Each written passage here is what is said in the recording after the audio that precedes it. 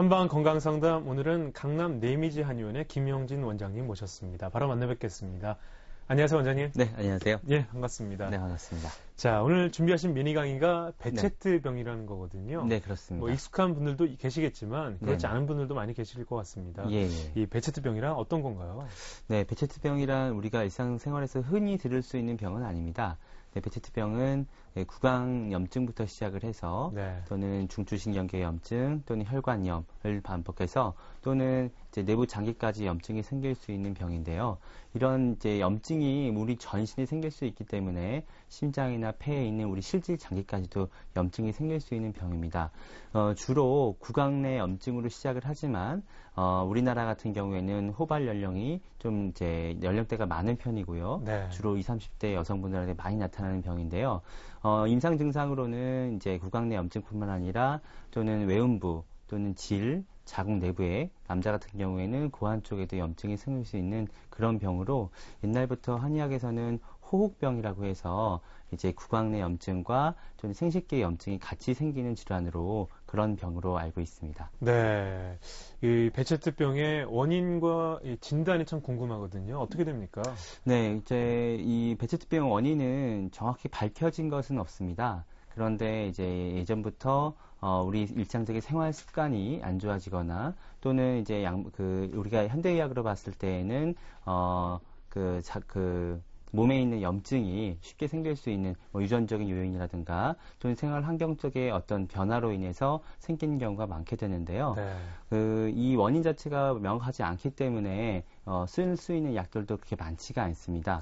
근데 한의학에서는 이제 우리 몸의 균형이 깨진 상태에서 상초 쪽으로 열이 몰리면서 심장의 열이 소장이나 대장 쪽으로 몰리면서 장내 궤양이나 구강의 궤양이나 또는 심한 경우에는 외음부 쪽에 염증이 생기면서 이런 질환들이 전신으로 퍼져나갈 수 있는 이제 병으로 알고 있고요. 네. 그래서 이런 것들을 예방하기 위해서는 1차적으로는 우리 외부적으로 나타날 수 있는 여러 가지 증상들을 잘 관찰을 해서 생활 습관의 변화를 잘 체크를 해서 그런 것들을 변화시키지 않으면 상당히 치료하기가 힘든 병입니다. 네. 참 이 베체트병이라는 게 한번 걸리면 참 고생을 많이 할 것 같습니다. 그렇습니다. 이 베체트병의 증상은 어떻게 나타납니까?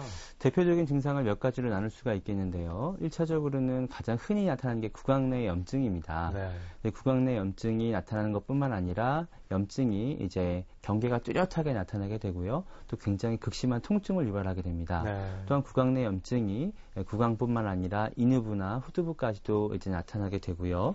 그다음에 이런 것들이 굉장히 치료 기간이 일정하지가 않고 심한 경우에는 몇 달까지도 염증이 지속되는 경우가 많은데요. 네. 이런 이제 염증 상태가 쉽게 이제 치료되지가 않는 것들이 1차적인 증상입니다. 네. 그리고 이런 증상들이 과로라든가 우리가 일상적인 생활을 했을 때 어떤 스트레스나 과로나 생활 습관의 어떤 불규칙으로 인해서도 굉장히 심해지고요. 네. 또 여자분들 같은 경우에는 호르몬의 변화, 특히 생리하고 관련해서도 이런 구강 내 염증이 아주 심해지는 경우가 많습니다. 예. 그리고 두 번째 증상으로 많이 나타나는 게 이제 외음부 궤양을 들 수가 있는데요. 여자분들 같은 경우에는 이제 남자분들 같은 경우에는 생식기 특히 고환 쪽에 이제 그 궤양이 나타나는 경우가 많은데 이 남자분들한테 많은 병은 아닙니다. 여성분들한테는 많이 나타나는 병인데요. 네. 외음부 쪽의 궤양이 심한 경우에는 동족만한 크기까지도 나타나기 때문에 외음부뿐만 아니라 질이나 자궁 내부에까지도 염증이 생기게 됩니다. 이러한 것들이 이제 염증이 생기게 되면 일상적인 생활을 하기도 굉장히 힘들고 네. 장시간 앉아 있는 것조차도 힘들기 때문에 일상적인 생활을 할 때도 굉장히 힘든 것뿐만 아니라 치료하기도 굉장히 어렵고요. 두 번째로 이 염증으로 인해서 여성분들의 냉이라든가 여러 가지 다른 어떤 또 염증성 질환들이 또 나타날 수가 있게 됩니다. 예. 그리고 세 번째로는 이런 어떤 눈으로 외부적으로 나타나는 증상 외에도 눈 쪽에 이제 염증이 쉽게 생기게 되는데요.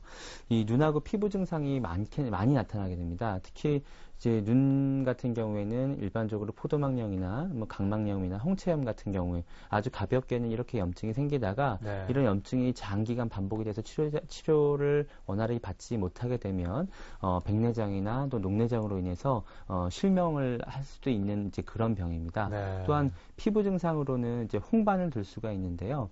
이 문제는 이런 염증이 드러나는 것뿐만 아니라 전신에 특히 무릎이라든가 하지 쪽 또는 이제 우리가 관절이 굽어지는 부분에 홍반이 나타나면서 이게 굉장히 극심한 통증을 유발을 하게 되는데요. 예. 이러한 홍반이나 염증으로 인해서 2차적인 어떤 관절 증상까지 나타나게 됩니다. 바로 네 번째가 이제 관절 증상이 될 수가 있겠는데요. 마치 류마티스 관절염과 같이 이제 관절이 뻣뻣해지고 또는 이제 열이 나거나 붓거나 또는 그 증상들이 심해지면서 아침에 뻣뻣하게 굳어지는 조조광직과 같은 그런 관절 증상도 나타나게 됩니다. 네. 더불어서 이제 실질 장기에까지 염증이 생길 수가 있기 때문에 특히 뭐 소화기 계통의 이상이나 심폐 기능의 이상으로 인해서 소화 장애도 생길 수가 있고 또는 호흡기 장애도 많이 생길 수가 있게 됩니다. 네, 이 베체트병이라는 게 참 광범위하게 인체에서 영향을 주게 되는군요. 네, 그렇습니다. 그렇다면 보통 양방 치료들을 많이 하실 것 같은데요. 네, 그렇습니다. 그 치료 방법 그리고 또 뭐 아무래도 스테로이드제 계통을 많이 좀 선호할 것 같은데 네, 어떻습니까? 맞습니다. 그 베체트병 같은 경우에 특별한 원인이 나타나지 않기 때문에 이 염증이 아주 심한 경우에는 이제 고용량의 스테로이드를 쓰는 경우가 많습니다. 예. 하지만 이제 염증이 심하지 않을 경우에는 비스테로이드 계통의 염증약을 쓰게 되고요. 또 있는 사이클로스포린 계통의 이제 면역 억제제를 쓰기도 합니다. 네. 근데 이런 것들이 장기간 사용을 하게 되면 1차적으로 염증이 가라앉긴 하지만 그 약효가 떨어지고 나면 계속 반복해서 나타나기 때문에 어떤 약의 내성이 생기는 게 가장 큰 문제를 볼 수 있고요. 네. 특히 스테로이드를 이제 장복해서 쓰다 보면은 이 베체트병 같은 경우에 환자분들이 기혈순환이 혈액의 흐름이 원활하지 않기 때문에 이제 문페이스라고 해서 얼굴이 아주 심하게 붓고 전신에 이제 붓는 증상이 아주 심하게 나타나게 되는데요. 그리고 또 양약을 이제 드실 때 스테로이드 계통뿐만 아니라 이제 콜킨이나 사이클로스포린 같은 이제 면역 억제제를 사용하게 되는데 이런 면역 억제제를 사용함으로 인해서 외부로 나타나는 염증은 일시적으로 가라앉을 수는 있지만 몸의 다른 여러 가지 장기들의 기능이 떨어지면서 오히려 면역을 약화시키는 결과를 초래를 하게 됩니다. 네. 그래서 요즘에는 이제 한의학적인 자연 치료법인 한의학적인 요법을 치료 방법을 사용을 해서 면역을 오히려 증강시켜서 좋은 효과를 보시는 분들도 많이 있습니다. 네. 결국 이 면역력을 좀 많이 키워야 할 텐데요. 네, 그렇습니다. 그렇다면 생활 속에서 어떻게 관리해야 좀 이런 베체트병에 대해서 예방하거나 네. 할 수 있을까요? 굉장히 중요합니다. 베체트병 같은 경우에는 특히나 이제 가벼운 구강 내 염증부터 시작을 하기 때문에 특히 일상생활의 어떤 생활 패턴과 피로도라든가 스트레스로 인해서 이 염증 상태가 심해지기도 하고 깨끗이 없어지는 것 같은 그런 증상도 나타나게 되는데요. 네. 1차적으로 제일 중요한 건 이제 수면입니다. 수면을 이제 많이 취해서 우리가 하루 중에 이제 과도하게 썼던 몸의 기능들을 수면을 통해서 회복할 수 있는 시간을 가져야 되는데요. 네. 수면 시간이 가장 중요하고요. 두 번째로는 음식이죠. 에너지 없이 치료되는 건 아무것도 없습니다. 따라서 이제 생활 속에서 아주 골고루 영양소를 섭취를 해서 특히나 이제 인스턴트나 또는 요즘 이제 식품 첨가물들이 많이 들어간 음식들이 이런 면역을 이제 약화시키는 역할을 하게 되는데요. 네. 우리가 음식을 잘 먹어야 되고 또한 이제 외음부나 또는 이제 구강 내 염증이라든가 또는 피부 쪽에 홍반 같은 게 생길 수가 있기 때문에 이 옷도 상당히 중요합니다. 그래서 꽉 끼는 옷이라든가 또는 이제 너무 우리 피부에 자극이 많은 음식이나 의류 같은 경우에는 오히려 이 병을 악화시킬 수 있는 요인이기 때문에 네. 이런 것들도 많이 이제 개선을 해야 되겠고요. 이제 운동도 굉장히 중요합니다.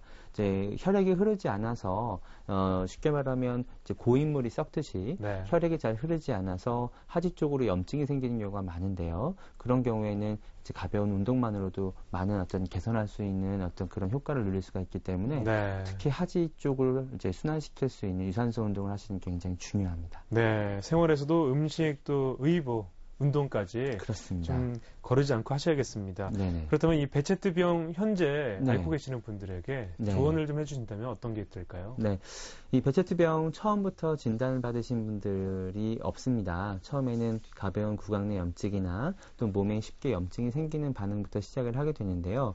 이런 반응들을 이제 내 몸에 어떤 면역력이 약해진다는 어떤 사인으로 아시고 요거를 가볍게 넘기지 마시고 장기간 이런 어떤 염증 상태들이 나타났을 때에는 반드시 내가 적극적인 치료를 하겠다는 의지로 치료를 받으시면 상당히 많이 좋아질 수 있습니다. 이 베체트병이라고 하면 보통 이제 불치병이다, 난치병이다 이렇게 생각하시는 분들이 많고 평생 약을 먹어야 된다고 생각하시는 분들이 굉장히 많은데요. 절대 그렇지 않습니다. 내 몸이 건강할 때는 반드시 염증이 생기지 않기 때문에 내 건강한 몸 상태로 되돌려 놓을 수 있는 그런 치료를 받고 내 생활 습관을 바꾸신다면 반드시 치료될 수 있는 병이기 때문에 희망을 꼭 가지시고요. 적극적인 치료를 받으시길 권해드립니다. 네. 자, 오늘 강남 내미지 한의원의 김영진 원장님과 함께 미니 강의는 베체트병에 대해서 알아봤습니다.